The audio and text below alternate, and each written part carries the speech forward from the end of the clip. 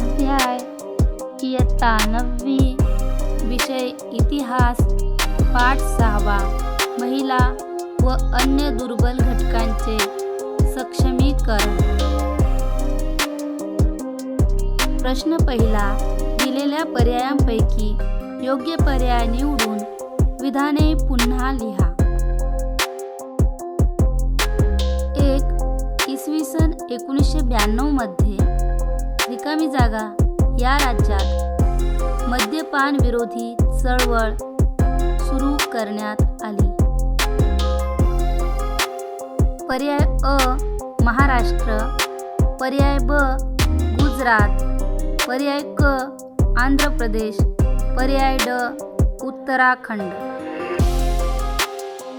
इसवी सन 1992 मध्ये आंध्र प्रदेश या राज्यात मद्यपान विरोधी चळवळ सुरू करण्यात आली, म्हणून उत्तर आंध्र प्रदेश।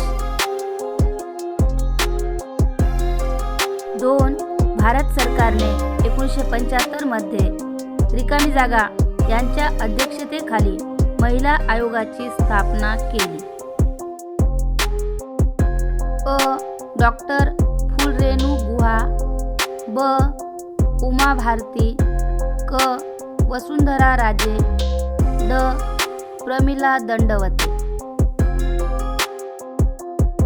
भारत सरकारने 1975 मध्ये डॉक्टर फुलरेणू गुहा यांच्या अध्यक्षतेखाली महिला आयोगाची स्थापना केली, म्हणून उत्तर डॉक्टर फुलरेणू गुहा।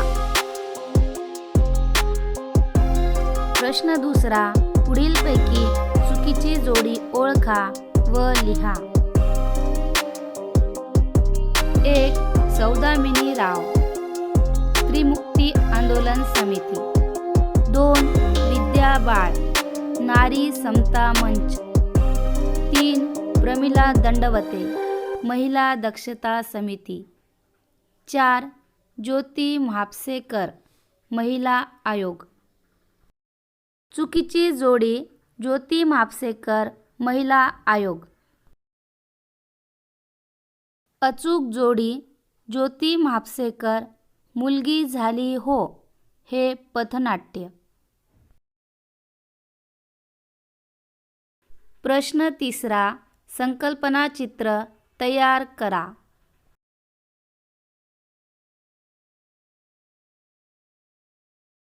इसवी सन 1952।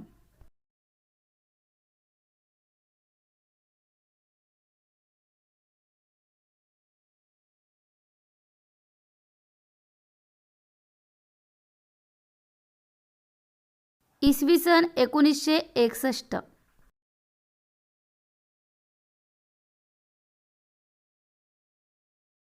हुंडा प्रतिबंधक कायदा। इसवी सन 1961।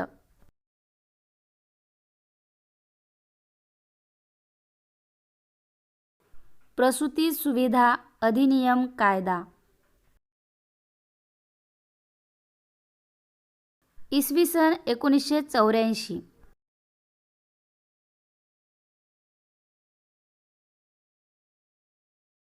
हुंडाबंदी सुधारणा कायदा। इसवी सन 1988।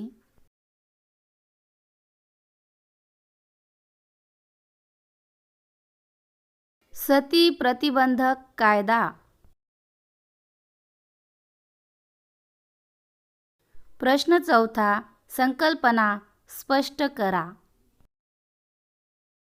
1. पोटगी, एखाद्या विवाहित महिलेला तिच्या नवऱ्याने घटस्फोट दिल्यावर तिच्या उदरनिर्वाहाचे साधन म्हणून तिला नवऱ्याने दरमहा ठराविक रक्कम देणे याला पोटगी असे म्हणतात। या कायद्यामुळे घटस्फोटित स्त्रीचे जीवन सुसह्य बनले। भारतात विविध धर्मियांसाठी पोटगीचे वेगवेगळे कायदे आहेत। 2. अल्पसंख्याक, एखाद्या समाजात धार्मिक भाषिक किंवा वांशिकदृष्ट्या संख्येने कमी असलेल्या व्यक्तींच्या समूहाला अल्पसंख्याक असे म्हणतात. या अल्पसंख्याकांना आपल्या संस्कृतीचे, भाषेचे जतन व संवर्धन करण्यासाठी संविधानाने त्यांना विशेष अधिकार दिलेले आहेत. प्रश्न 5वा. पुढील विधाने सकारण स्पष्ट करा. 1. स्त्रीमुक्ती चळवळीस सुरुवात झाली. 1975 मध्ये स्त्रीमुक्ती संघर्ष समितीच्या वतीने स्त्रियांसाठी राज्यव्यापी परिषद झाली. 1978 मध्ये या समितीने लिंगभेद, जातीभेद या विरोधात संघर्ष करण्याचे जाहीर केले. अनेक महिलांनी नियतकालिके, पथनाट्ये, गीतसंग्रह, संस्थागट स्थापन करणे असे उपक्रम सुरू केले. स्त्री अत्याचाराविरोधी परिषदा घेण्यात आल्या. अनेक पक्षांनी, संघटनांनी हुंडा, स्त्री भ्रूणहत्या, कौटुंबिक अत्याचार या प्रश्नांवर संघर्ष केले. स्त्री प्रश्नांवर संशोधने सुरू झाली. या सर्व कृतीतूनच स्त्रीमुक्ती चळवळीची सुरुवात झाली.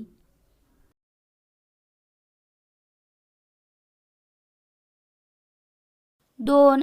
1984 मध्ये हुंडाबंदी सुधारणा कायदा करण्यात आला. भारतात 1961 चा हुंडाबंदी कायदा अस्तित्वात असूनही अनेक स्त्रियांचे संशयास्पद मृत्यू घडतच होते. या प्रकारांची चौकशी झाल्यावर या घटनांमागे हुंडा हेच कारण असल्याचे उघड होत होते. पोलिसांसह सर्व यंत्रणा हुंडाबंदी कायद्यात सुधारणा करून तो अधिक कडक केला पाहिजे असेच मत देत होते. त्यामुळे स्त्रियांना अधिक संरक्षण देण्यासाठी 1984 मध्ये हुंडाबंदी सुधारणा कायदा करण्यात आला.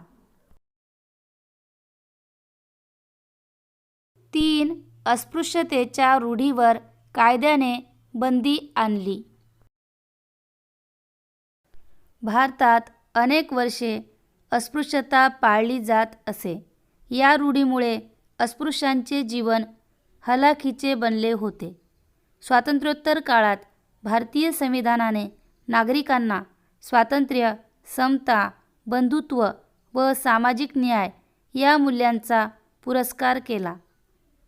हे घटनात्मक अधिकार अस्पृश्य समाजालाही मिळणे आवश्यक होते. म्हणून अस्पृश्यतेची ही हीन रूढी नष्ट करण्यासाठी सरकारने या रूढीवर कायद्याने बंदी आणली.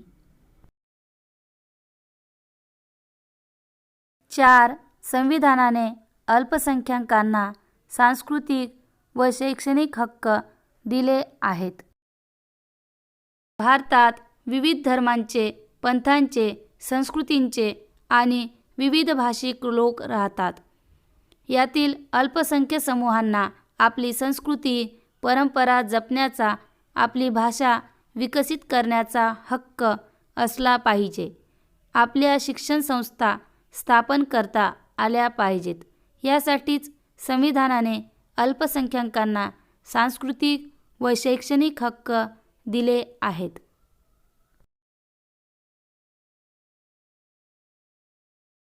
प्रश्न 6वा. पुढील प्रश्नांची 25 ते 30 शब्दात उत्तरे लिहा.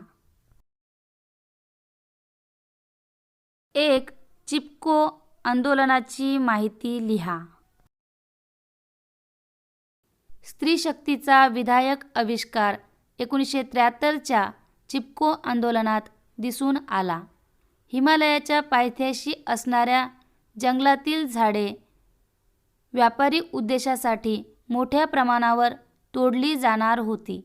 या विरोधात चंडीप्रसाद भट्ट व सुंदरलाल बहुगुणा यांनी आंदोलन केले. स्त्रियांनी हातात हात घालून वृक्षाभोवती फेर देण्याचे तंत्र अवलंबले. वृक्षतोड होऊ नये म्हणून जंगलातील झाडांना मिठी मारून त्यांचा बचाव करणे असे आंदोलनाचे स्वरूप असल्याने त्याला चिपको आंदोलन म्हणतात. आंदोलनात स्त्रियांनी मोठ्या प्रमाणात सहभाग घेतला. या परिसरातील कृषी अर्थव्यवस्थेत महिलांचा व्यापक सहभाग होता.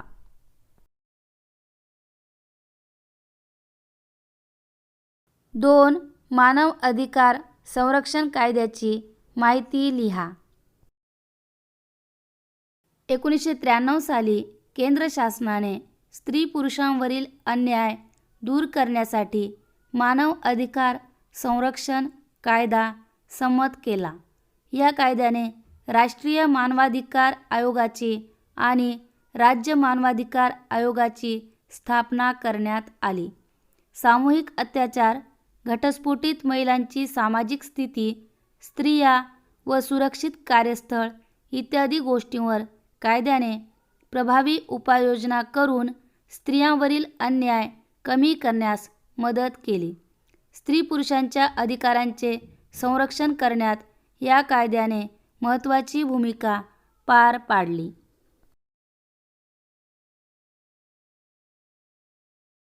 प्रश्न 7. पुढील प्रश्नाचे सविस्तर उत्तर लिहा. स्त्रियांची एकत्रित शक्ती विविध क्षेत्रात सुधारणात्मक बदल घडवून आणू शकते, हे विविध उदाहरणांनी स्पष्ट करा.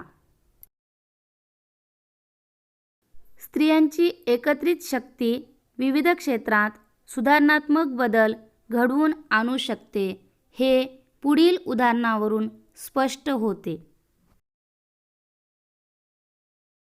1. ऐन दिवाळीत अनेक वस्तू बाजारातून गायब होऊन विकल्या गेल्या, याविरुद्ध स्त्रियांनी काढलेल्या लाटणे मोर्चाला यश मिळाले. 2.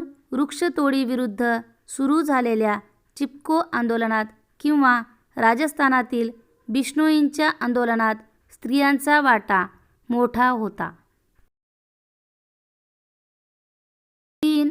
आंध्र प्रदेशात मद्यपान विरोधी चळवळीत स्त्रियांनी अरक विक्रीची दुकाने बंद पाडल्यामुळे तेथील सरकारला दारू विक्री विरोधात कडक धोरण स्वीकारावे लागले. 4. महाराष्ट्रात झालेले हुंडाविरोधी आंदोलन, स्त्री अत्याचाराविरोधी आंदोलन, स्त्री मुक्ती संघर्ष समिती इत्यादींमध्ये स्त्रिया सक्रिय होत्या, म्हणूनच स्त्रियांवरील अत्याचार कमी व्हायला मदत झाली.